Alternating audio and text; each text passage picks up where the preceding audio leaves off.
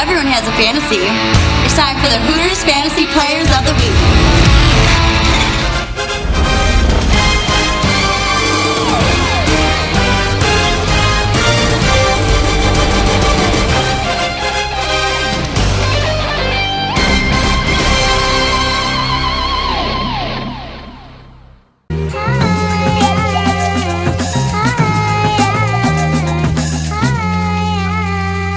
Stafford's got it.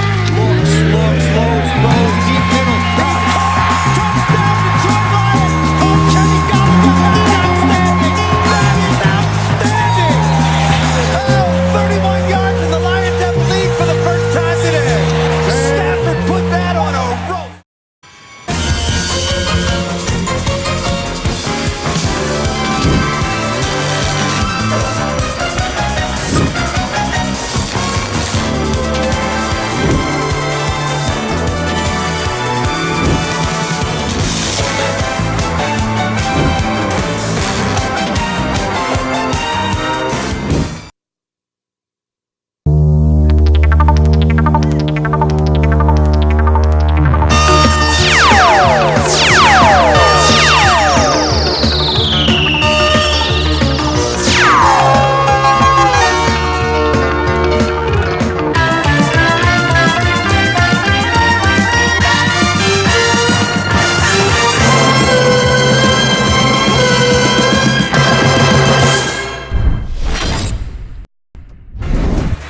Possession for the Lions, 3 and out. Look at Matthew Stafford, 31 years old. He went at Georgia. He was a first-round pick out of Georgia by these Lions. 11 years in the NFL from his own 25. He's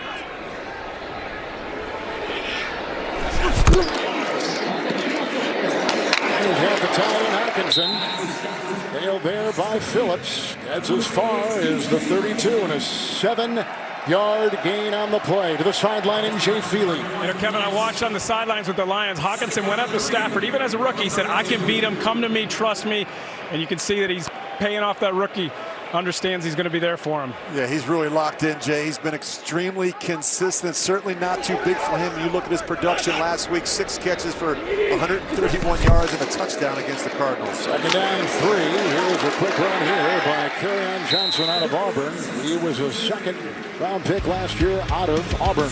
Well, he's just got a natural feel for the passing game, regardless whether it's man or zone. He just knows how to sit down and find the holes. Great catch radius and body control. And as Stafford said, you know, they had all these one-on-ones at training camp. He said he's not sure if anyone was able to cover him. He is going to be a really good one. Kevin, you and I were talking last night. He reminds me a little bit of a young Tony Gonzalez coming out of Cal. He just great length. Same number, 88. Here's a quick throw outside. It's caught by Jesse James, the former Pittsburgh Steeler. There was a big-time rush by King. He gets it away on 1st and 10, a gain of 6, up to the Lion 42. I think this is where Matthew Stafford is so much better. I think it's his movement in the pocket. You see they're changing the launch point with him a little bit. I think he's athletic enough to be able to run the boots and the nakeds and some of the things that Darrell Bevel wants to do off of play action. I think this is where the Lions are going to be so much better under Bevel. Bowden is the fullback, 2nd down and 4. Fake to Johnson. Stafford throws a bullet, caught by Golladay. He's whacked in the play by Brandon Faison. It's a gain of 11 on the play into Charger territory at the 47. A good fake by Stafford, and then it creates a lot of separation. Look at the cushion that Golladay is getting from the corner, and that's a good one to watch. Faison really struggled last week against the Colts in man-to-man coverage. That's the matchup they want to go after. Taking the place of the injured Davis. First down and 10. Nice eye movement right here, and a good move. Spinning to the 41-yard line goes Johnson. Hit in the play by Ingram, also tackled by Kazir White. It's a gain of 7 on the play to the 40-yard line of LA. Well, they have to be able to run the ball better than they did week 1. Kerryon Johnson, C.J. Anderson, they shared 27 carries between them, and they averaged just 3.1 a tote. And that's not good enough. It's been a point of emphasis going back to mini camp and training camp that they want to be a better and more balanced offense. Second down and 3. Yeah, nice spin move by Johnson. Good block in there too by Bowden, and he gets the first down with a run. Tackled in the secondary by Nwosu. It's a gain of 4. Move the chains to the 36 of LA. Boy, good looking spin move by Kerryon Johnson. White's going to get a free shot at him. Just great patience to be able to avoid the hit, spin, and finish the run. You look at Kerryon Johnson, not the fastest or most powerful back, but he's slippery, and he's a good pass catcher as well. You look at those numbers, 5.4 a carry. He just needs more opportunities, and he needs to stay on the field. We mentioned the 6 games he missed a season ago with a knee injury. It's a big reason why they went out and signed C.J. Anderson. Hockenson still out. That's Amendola on the move. Second down and 10. Stafford, screen pass. Johnson bobbled, wheeled in. Got a great block on the play by the center right now. He'll take it in. What a play! 36-yard catch and run. Kerryon Johnson with a big block by the center right now.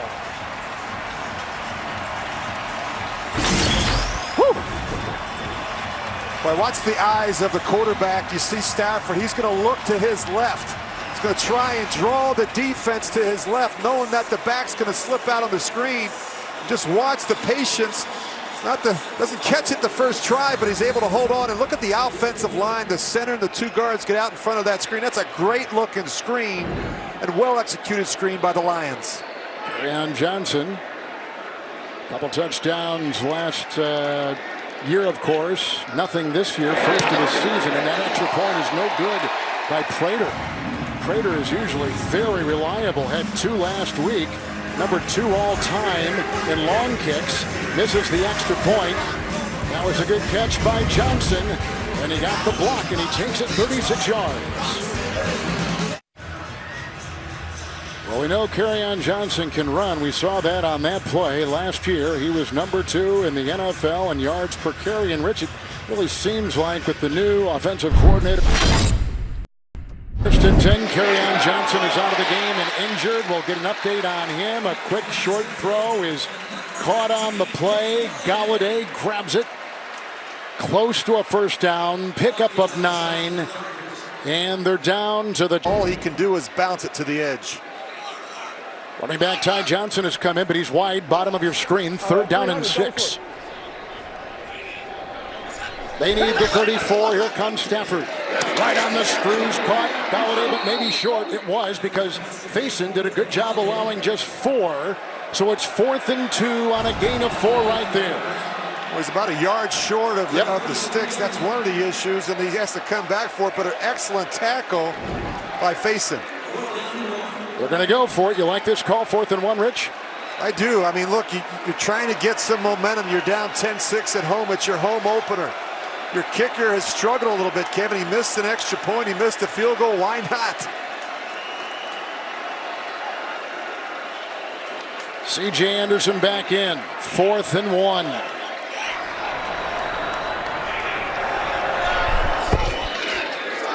Stafford.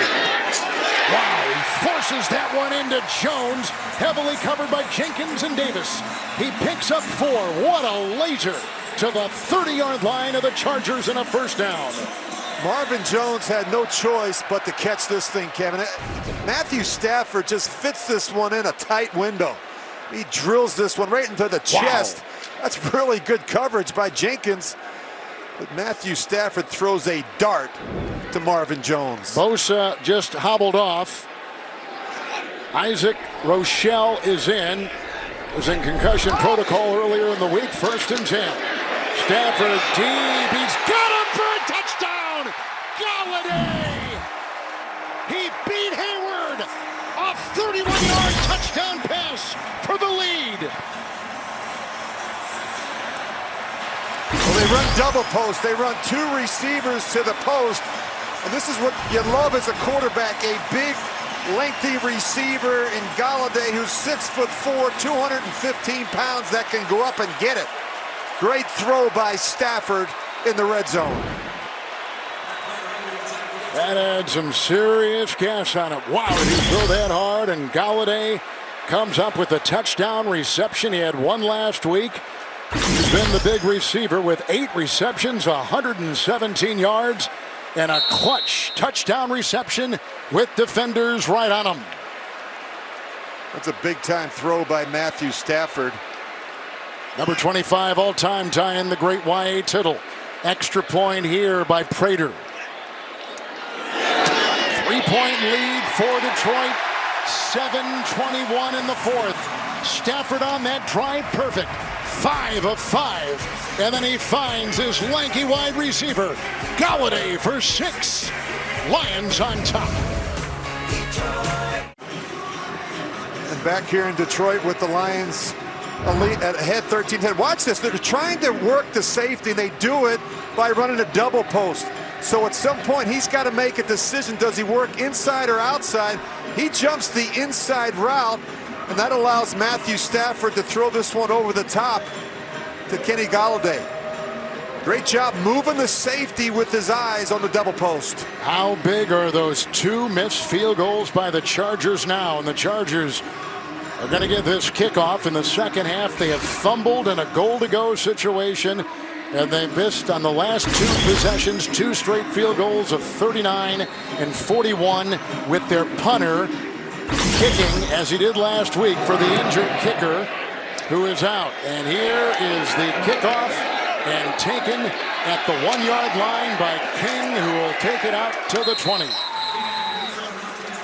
19-yard return next week. NFL CBS doubleheader highlighted by Mahomes and the Chiefs taking on the Ravens. Rich and I will be in Foxborough, the Jets and the Patriots.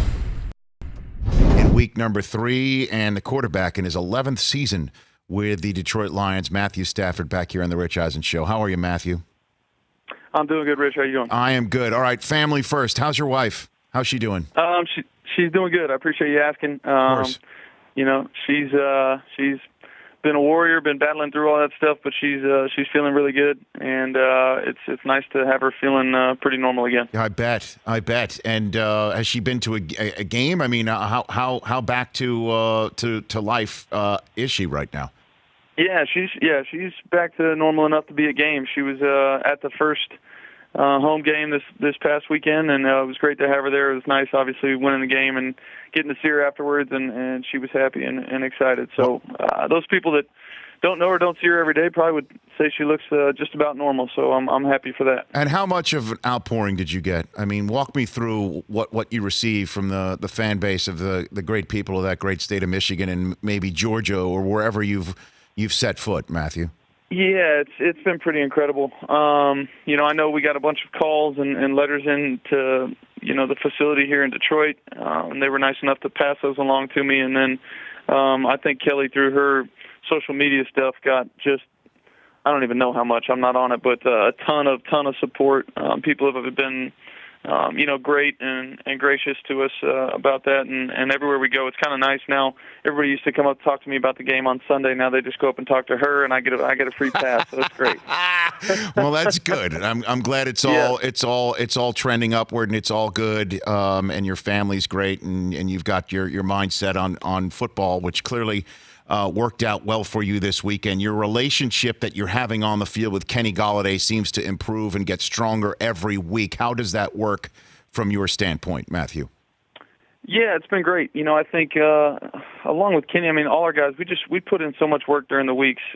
You know, so much time with each other, so much hard work out on the practice field, and that's just trusting that preparation and going out there and letting it fly on Sunday. There are plays in that game I want back, no question, but I thought we played great situational football when we had to have it late in the game, whereas probably week 1 we played better early in the game and didn't finish it. So it was nice to finish the game off the right way on offense, and then obviously Slay with the huge pick on defense, and we were able to close it out. So it's just through hard work, a bunch of work together, a bunch of time together, and just in going out there and trusting that. And your fellow SEC backfield mate in Kerryon Johnson, I mean, he had one maneuver or series of maneuvers this week that was remarkable. I don't know how he does it. I'm wondering what level of improvement you've seen from him. He's been great. You know, I think he did a great job coming back from his injuries at the end of the year last year, and you know, he just kind of picked up where he left off. Had a great play on a screen pass earlier in the game. scored a touchdown there, and then I know which one you're talking about, twisting and turn for about an 11 or 12-yard game, but it was some pretty impressive stuff. So he's got a ton of talent, and we'll continue to try and get him the ball and let him do his thing. 11th season for Matthew Stafford here on the Rich Eisen Show. And, so much discussion being made about how difficult your division is. And interestingly enough, you mentioned your wife's social media feed. It played into the conversation that, a lot of folks are having about this division as to who will win it based on how well they chug a beer, Matthew. And I'm wondering how much stock you put in all that, because it seems that everybody has been on some form of a video chugging a beer in that division at the quarterback spot. Yeah, I don't put much stock into it. It was a little bit more of an off-season thing, but no, it is a tough division. It is a tough division. We've got great defenses, great quarterbacks. It's a tough one to get wins, and there's a bunch of players in this league that are top flight players in the league, and a bunch of organizations that are really good as well. So it's tough. Okay, so again, back to the beer stuff though. How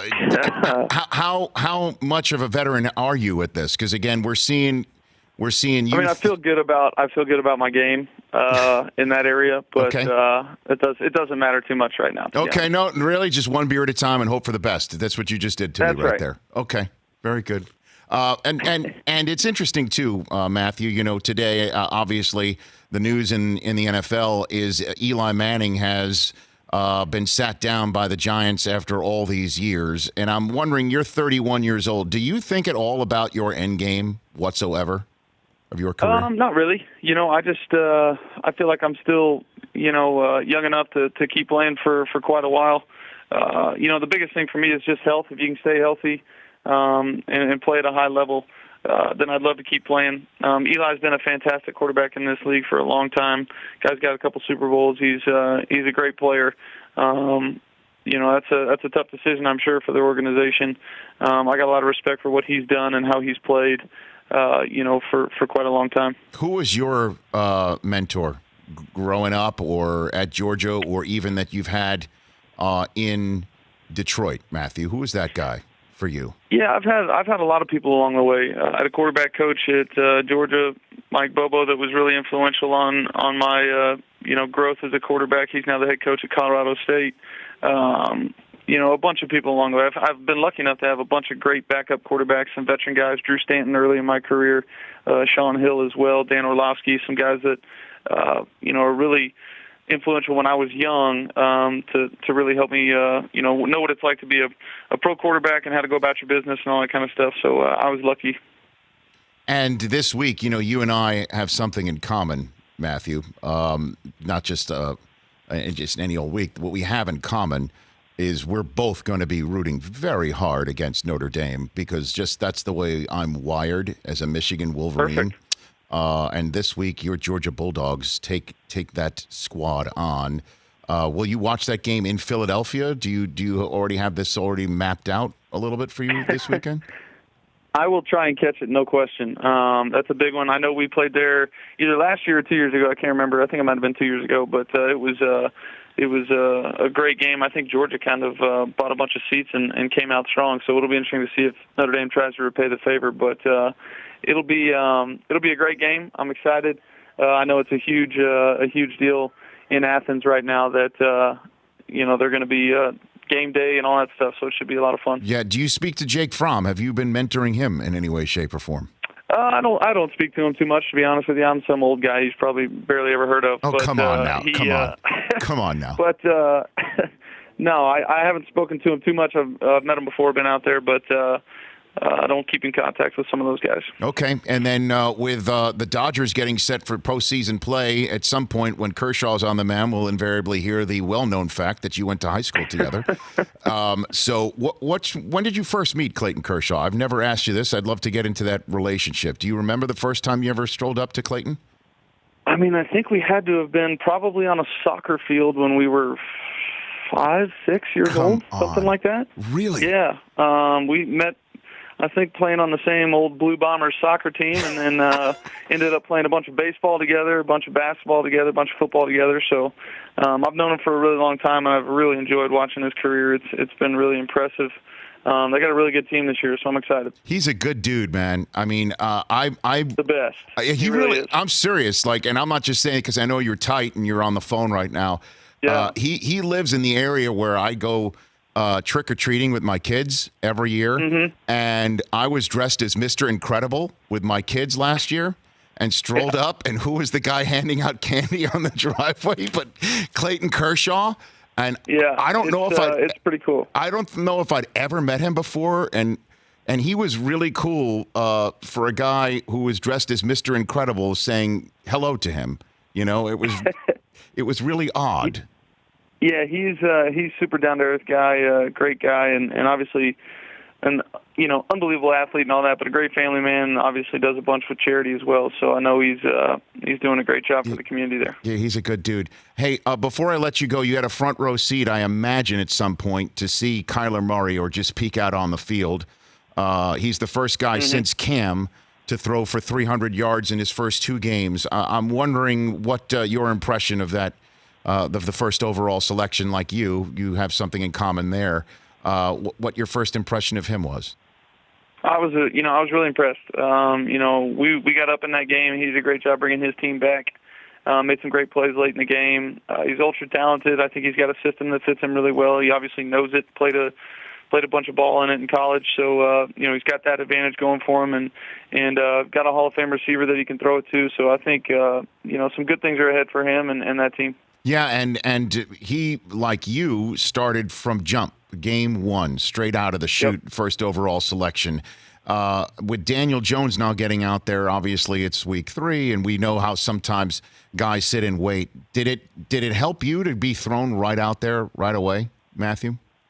I think so, but I think everybody's different, and I know that it's worked both ways. Guys have played for a long time, been really successful after waiting a few years. I know guys have been really successful after, starting day one. So it's kind of, up to the organization, up to the team and the head coach at that time. And I was happy to keep playing because I had really never missed a season for a long time. So I was ready to get out there and play, and I took my lumps, no question, and learned from them. Matthew, thanks for the call. I'm glad to hear about your wife doing so well, and I was thinking of you and your family at that time, and just thrilled to see everything working out so well. I really appreciate that. Thanks for having me on. You got it. That's Matthew Stafford, Lions quarterback, right here on The Rich Eisen Show. For more of The Rich Eisen Show, tune to Audience Channel 239 on DirecTV for free on BR Live, or download The Rich Eisen Show app.